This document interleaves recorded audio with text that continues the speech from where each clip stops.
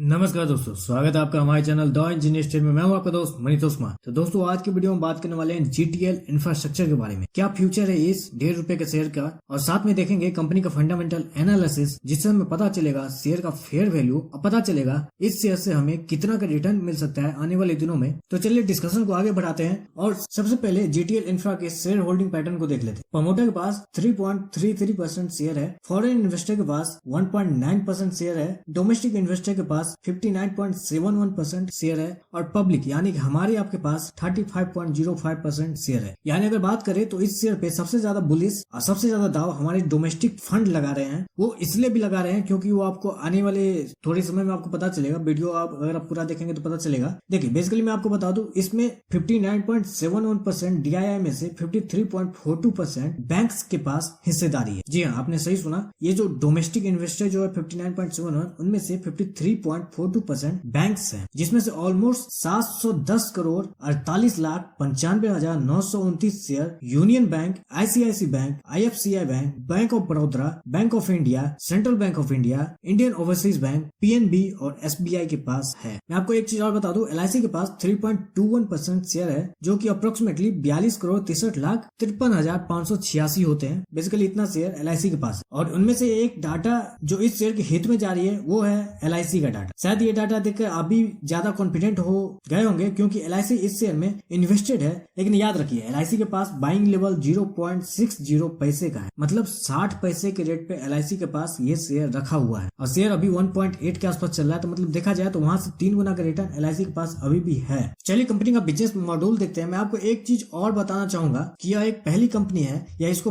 Technical भाषा में बोले तो एक मोनोपोली बिजनेस है टेलीकॉम इंफ्रा के फील्ड में। अप्रोक्सीमेटली 2200 प्लस टावर जो कि 22 प्लस सिटी में लोकेटेड है, उस पे जीटीएल इंफ्रा काम कर रही है। आप सभी को पता होगा, पिछले कई सालों में बहुत सारी टेलीकॉम कंपनियां का दिवालिया हो गया और जहां 10-12 टेलीकॉम कंपनियां हुआ करती थी, वहां बस 3 टेलीकॉम कंपनी बची। यही वजह है जीटीएल इंफ्रा पिछले कई सालों से बहुत सारी प्रॉब्लम फेस कर रही है। और जिस प्रकार से government of India revival plan लेके आ रही है टेलीकॉम सेक्टर के लिए, उससे ऐसा लग रहा है कि आने वाले समय शायद इस शेयर के फेवर में हो सकता। तो देखा जाए तो ये पॉइंट भी शेयर के लिए अच्छा ही होगा। अगर रिवाइवल मिल रहा है तो शायद इससे जीटीएल इंफ्रा को भी फायदा हो सकता है। चलिए आप फाइनेंशियल रिजल्ट की बात कर लेते हैं। बेसिकली जैसा कि आप देख रहे होंगे, रेवेन्यू फ्लैट है क्वार्टर ऑफ क्वार्टर, एक्सपेंस भी फ्लैट है क्वार्टर ऑफ क्वार्टर, और टोटल कंपनी का लॉस भी फ्लैट ही आ रहा है क्वार्टर ऑफ क्वार्टर पिछले कई क्वार्टर से। तो मैं ज्यादा टाइम इस पे वेस्ट नहीं करूंगा इस टॉपिक पे, और डायरेक्ट चलता हूँ आपके सबसे इंपॉर्टेंट और लास्ट टॉपिक जो होता है डेप्ट, यानी कि कंपनी के पास कितना कर्ज है, क्योंकि फ्यूचर किसी भी कंपनी का उसके डेप्ट पे डिपेंड करता है। जब मैं इसकी डेप्ट पे रिसर्च कर रहा था तो मुझे देखने को मिला शेयर बहुत ही करीब है एनसीएलटी के, यानी कि डेप्ट के ऊपर सुप्रीम कोर्ट में केस चल रहा है। वो डेप्ट को रिस्ट्रक्चर करने के लिए भी कहा गया है सुप्रीम कोर्ट के द्वारा, उस लेवल तक जहां पे कंपनी सस्टेन कर सकती है और पे कर सकती है। और सुप्रीम कोर्ट ने यह भी कहा है कि हर बैंक अपनी डिसीजन ले सकता है पर्सनली, उन्हें किसी को फोर्स नहीं किया जाएगा कि आपको ये ऑफर जो मिला है उसको एक्सेप्ट करना ही है। उनको जो ऑफर मिलेगा डेप्ट सेटलमेंट का, वो उसे एक्सेप्ट करे या न करे,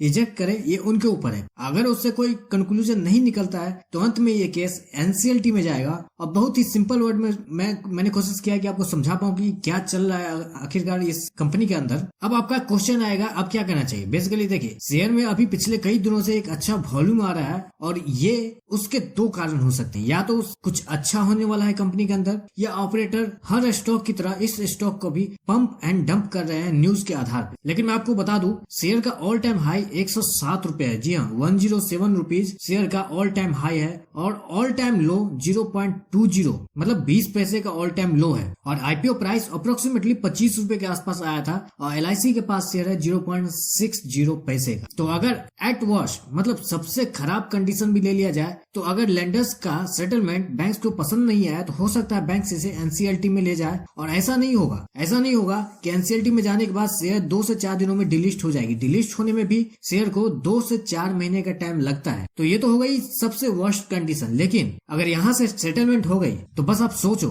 क्योंकि कुछ दिन पहले ही जियो के साथ डील हुई है जीटीएल इंफ्रा की, और सब कुछ सही गया, तो बस सोचिए, शेयर का ऑल टाइम हाई 107 रुपए है और शेयर अभी ₹1.5 के आसपास पे ट्रेड कर रहा है। बस आप सोच लीजिए कितना का मल्टीप्लाई करके ये शेयर आपको दे सकता है। तो मेरी यही एडवाइस होगी कि पैसे लगाइए, लेकिन बस उतना लगाइए जो अगर यहाँ से 20 से 30% नीचे भी हो जाए तो आपको कोई फर्क नहीं नहीं पढ़ना चाहिए। तो मेरी यही एडवाइस होगी कि बाय कीजिए, ₹1.5 के आसपास बहुत ही अच्छा लेवल है, ₹1.5 के आसपास के लेवल पर बाय कीजिए और होल्ड कीजिए एटलीस्ट साल भर के लिए। और मुझे लगता है यहाँ से एक बहुत ही अच्छा रिटर्न बना के दे सकता है ये शेयर अगर आप होल्ड करते हैं तो। उम्मीद करता हूँ अच्छे से समझा पाया होगा आपके सारे डाउट को और सब कुछ। और साथ में ये भी बताना चाहूंगा कि YouTube लाइक के आधार पे वीडियो को ज्यादा से ज्यादा लोगों तक पहुंचाती है, तो आपसे एक ही रिक्वेस्ट होगा कि लाइक और सब्सक्राइब जरूर करें ताकि ज्यादा से ज्यादा लोगों तक ये वीडियो पहुंचे और उन्हें इस वीडियो का बेनिफिट मिल सके। आज के लिए बस इतना ही, धन्यवाद।